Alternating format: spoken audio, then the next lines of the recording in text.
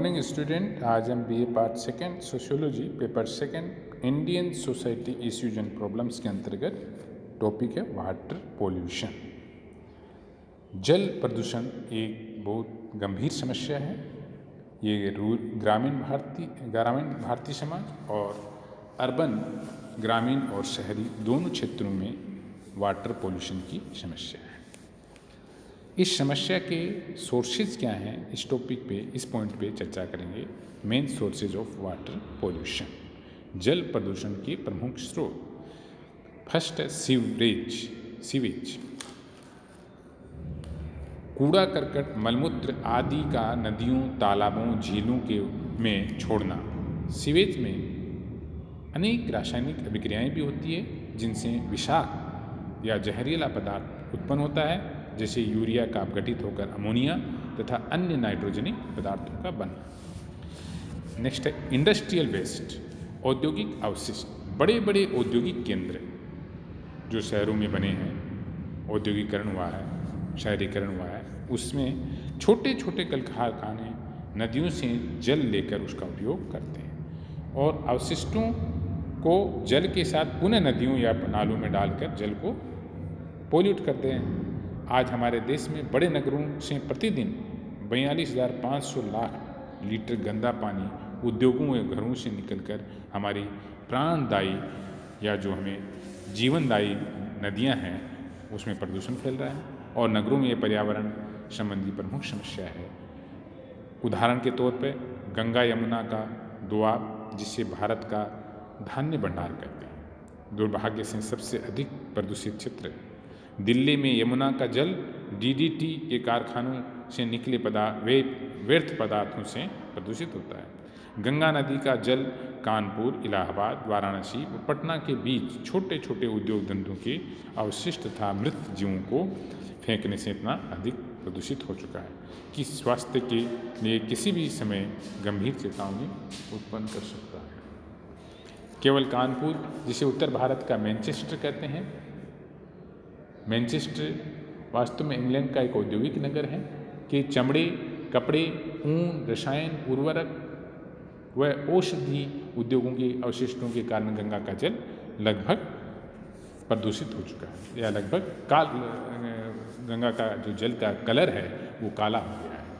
लखनऊ में गोमती का जल कागज व लुगदी के कारखानों से निकले अवशिष्टों से प्रदूषित होता है।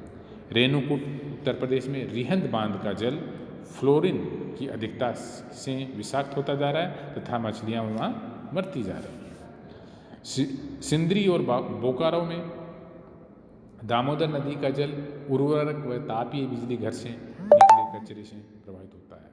कल्याण के आसपास कालू नदी, दक्षिण में गोदावरी व कावेरी का भी यही लगभग दशा है।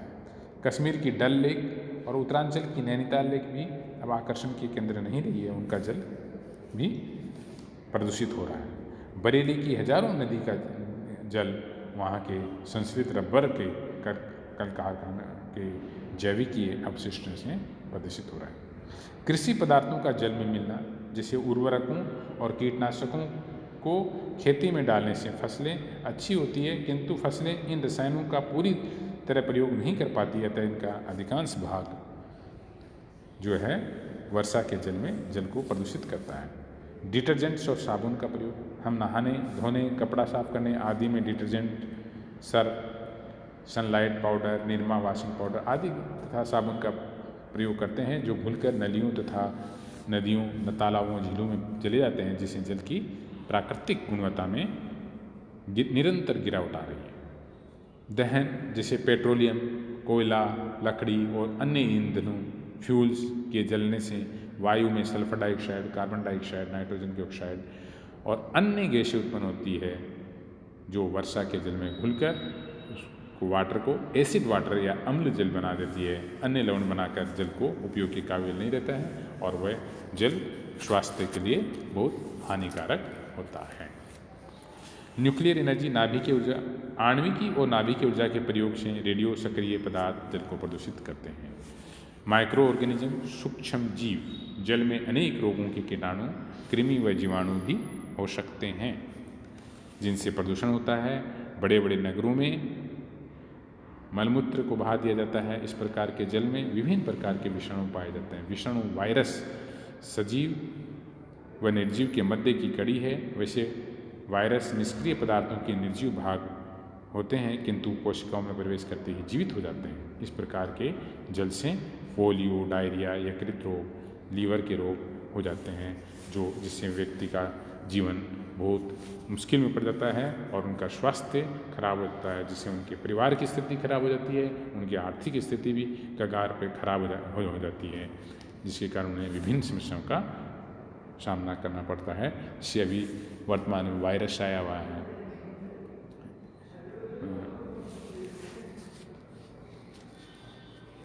जल प्रदूषण का जनजीवन पर प्रभाव, इसका जनजीवन पर क्या प्रभाव पड़ता है, इसके बारे में हम चर्चा करें तो 4 तरह के प्रभाव पड़ते हैं। पहला है रोगों की संभावना। प्रदूषित जल के उपयोग से अनेक प्रकार के रोग हो जाते हैं, जैसे पक्षाघात, पोलियो, पीलिया, जॉन्डिस, बुखार, फीवर, टाइफाइड, हैजा, डायरिया, पेचिस, है ना, अल्केफाइटिस, कंजक्टिवाइटिस इत्यादि। यदि जल में रेडियो पदार्थ और लेड, क्रोमियम, आर्सेनिक जैसे विषाक्त धातु हो तो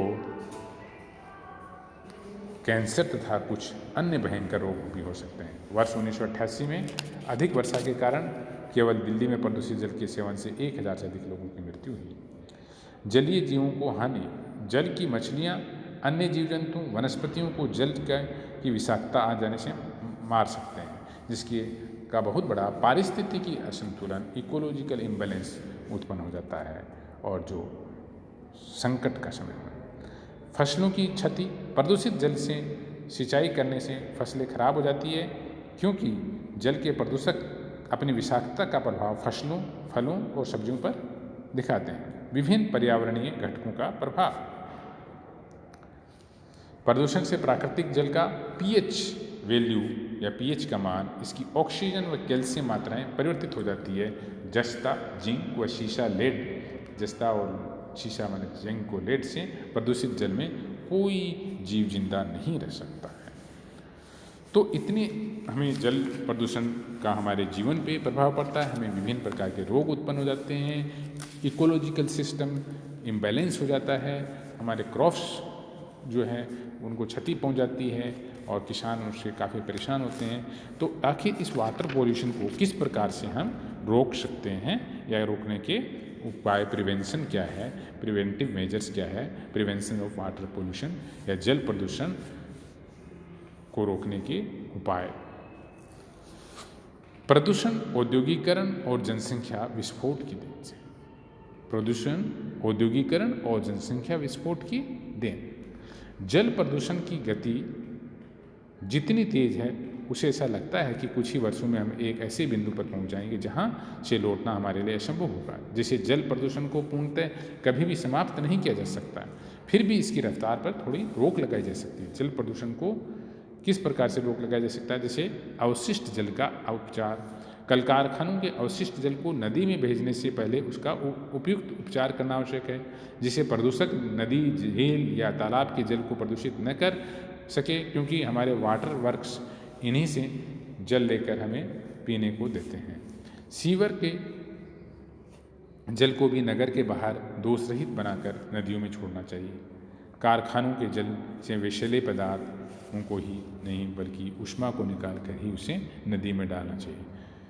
रिसाइकलिंग, पुनः चक्रण, नगरीय और औद्योगिक गंदे जल को नदियों में मिलाने से पहले साफ करना और निवारण करना एक बड़ा खर्चीला काम है। अतः ठोस अवशिष्ट पदार्थों जैसे कूड़ा करकट है, सीवेज है, मलमूत्र और अवशिष्ट जल से रासायनिक विधियों द्वारा अन्य उपयोगी पदार्थ बनाए जा सकते हैं। इस प्रकार हानि को लाभ में बदला जा सकता है। इस दिशा में कभी काफ़ी अनुसंधान की आवश्यकता है। इस दिशा में अनेक प्रयोग हुए हैं। उदाहरण के लिए पटना में मलमूत्र व गंदे जल से बायोगैस बन रही है, जिससे पूरा मोहल्ला प्रकाशित होता रहता है। बेंगलोर में प्रदूषित जल से बायोगैस बनाई जा रही है। आणविक विस्फोट से समुद्र को बचाना चाहिए। इस विस्फोट का उपयोग उन बड़ी चट्टानों को तोड़ने के लिए हो सकता है जिन पर हम कृषि कर सकें या नगर बसा सकें। मृत जीवों को नदियों में नहीं फेंकना चाहिए। चिता की राख भी नदियों में नहीं फेंकी जानी चाहिए। इलेक्ट्रिक क्रीमेटोरियम का प्रयोग कर शव को जलाने के बाद राख को खेत में डालने से ही उसकी उर्वरा शक्ति फर्टिलिटी बढ़ेगी। ग्रामीण क्षेत्रों में मलमूत्र को भूमि में गड्ढे बनाकर उनमें डालने से वहाँ की मिट्टी भी उपजाऊ बनेगी और वर्षा के जल से जल प्रदूषण भी नहीं होगा। जैव नियंत्रण, झीलों तालाबों आदि के जल को शुद्ध रखने के लिए शैवालों का प्रयोग करना चाहिए। जल प्रदूषण से संबंधित नियमन, सरकार की तरफ से जल प्रदूषण को रोकने के लिए केवल पर्याप्त नियम ही नहीं बनाए जाने चाहिए बल्कि उनका इम्प्लीमेंटेशन भी किया जाना चाहिए। पर्यावरण शिक्षा, प्रदूषण को कम करने के लिए आम जनता में जागरूकता बढ़ाने के लिए पर्यावरण शिक्षा का होना भी आवश्यक है। अगले नेक्स्ट टॉपिक हम लोग पढ़ेंगे, चर्चा करेंगे एयर पोल्यूशन के बारे में। Thank you.